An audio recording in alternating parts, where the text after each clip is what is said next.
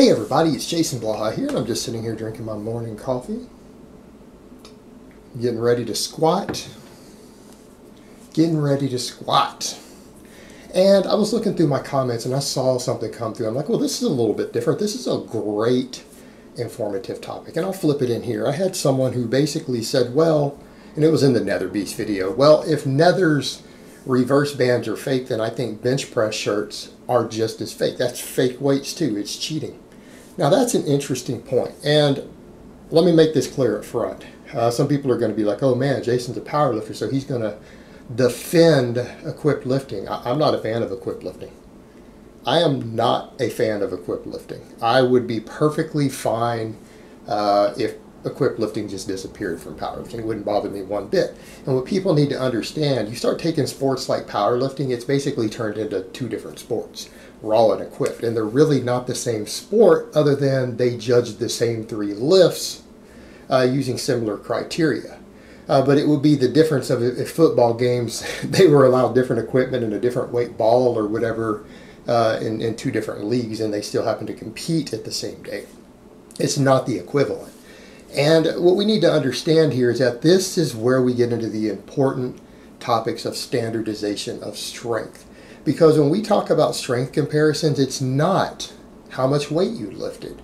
That's what people need to understand. This is why people are so easily deceived by people like Nether and these other people who do the trickery and the fakery and pick variations and things where they can lift more weight is the problem. Because it's not about the amount of weight you lift that determines if you're stronger than someone else. It's about, are you doing the same exercise, the same movement pattern with the same rules, and you lift more than someone else. That is the difference. That's the difference. And we really need to understand that. If we're going to talk about strength and competitive strength and comparing different people in strength, you need to understand that you can only compare apples to apples lifts. And the problem you have is that I would disagree. If we created a strength sport, God forbid, where we use reverse bands, it would still be a valid comparison of strength if it was completely standardized. Meaning, if someone else could come in and they could trap bar deadlift with the exact same bands hung at the same tension to where it was certified by referees, meaning they measure the bands, they measure the distance on the bands are tested and calibrated, and you have to do the lift under the same rules, meaning you're both either allowed to hitch or you're not on a deadlift. You have to lock it out or you don't on a deadlift. You can turn loose at the top or not. Can you wear straps or not? Whatever.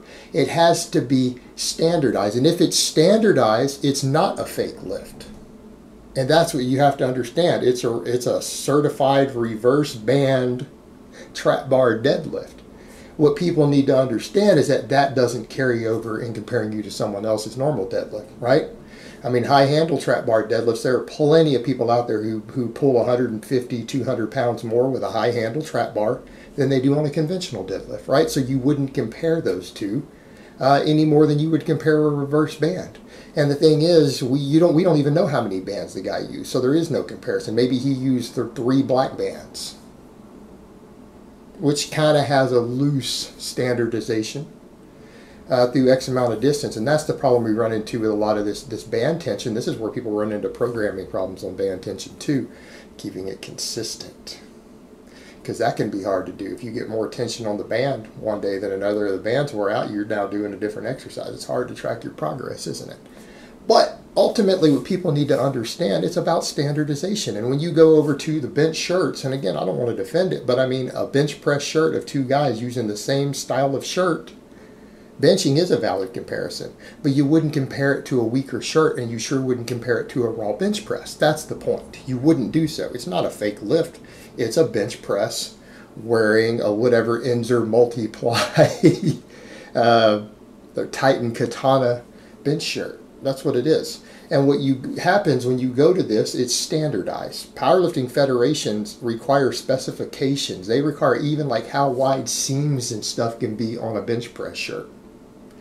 They actually have rules in place on the specifications on these shirts. And there's even different classes. Like when I was doing WPC, when I was reffing for them over in the UK, they actually have different classes for different types of shirts and squat suits, meaning there's more than one equipped class. Let that sink in. So one style of suit and shirt had its own class, and another style of suit and shirt has its own other class. Just like they have two classes of raw lifting. You have raw, and then you have raw with knee wraps. They're separate classes. You don't compare them to each other. In other words, you don't compare someone squatting in knee wraps to someone who's a raw squatter, because you don't know how much they get out of it. Some guys get 50 pounds out of wraps. There have been world record holders who've competed in both categories who have 100 pounds of difference out of wraps. So, I mean, by that same token, you could say a knee wrap is a fake lift also, unless you are competing against someone else using knee wraps who has rules in place on how long the wraps can be, because that happens too. You go to strength sports, there will be rules in place on how long your knee wraps can be. They'll be measured. If you go break a record, the judges can pull your wraps and measure them. And if your wraps do not meet the specifications, your lift is disqualified. Therein lies the difference. But you know what? We can apply the same thing across the board to everything else. And that's the whole point that we come to. When people talk about, man, you powerlifters with this and you're comparing strength, well, not everyone's a power lifter. Well, that's fine. But powerlifting isn't about the squat, bench, and deadlift. It's about the fact that they chose 3 standardized big lifts that measure most of the muscles in the body. It's a good proxy for strength, right? Because about the only muscle not used between those 3 lifts is your biceps. That's about it. Everything else gets used. And in a standardized environment, so that you can actually compare different people. And there are rules in place on how you execute those. Meaning they need to make sure that you're all doing the same lift. In other words, a touch and go bench press is not the same as a pause bench press, and you have to pause in competition. Lifting your butt off the bench is not the same as keeping your butt on the bench. It's not a comparable lift. If your feet shift, it's not a comparable lift. In fact, in a powerlifting meet, that's all grounds for disqualification. Your lift won't count. Your butt breaks the bench. There are judges who watch your butt. There are judges who watch your feet. There are certain rules on what your feet are allowed to do and how they're allowed to move for your lift to be valid. There are judges there to watch for up and down of the bar. In other words, the movement has to be clean. You can come to a stop, but neither side of the bar can tip downward or it's disqualified in a powerlifting meet. And the whole point there is that you're standardizing strength to make sure that the person who wins is the valid winner. Now, granted, on the bench press, the excessive arching, it's because some people are capable of doing it easier than others, is a point of contention, and that's a valid point of contention because that does skew numbers. It does allow someone who's not stronger to lift more than someone else. The only benefit is that the bench is the least important of the 3 lifts to your total. So you don't win a competition based upon a single exercise, fortunately. You actually need to total them all together higher to determine who wins. In other words, you could beat someone on the squat and the bench press, but if their deadlift in your class adds more to their total than you beat them by from the others because they're so much better than you on the deadlift, they're overall stronger. They beat you. They take your place. They take your medal. Right?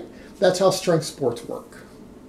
And so we need to understand that. And that's why we talk about this stuff and we're comparing lifts. It's not that a person lifts more than someone else that makes them stronger.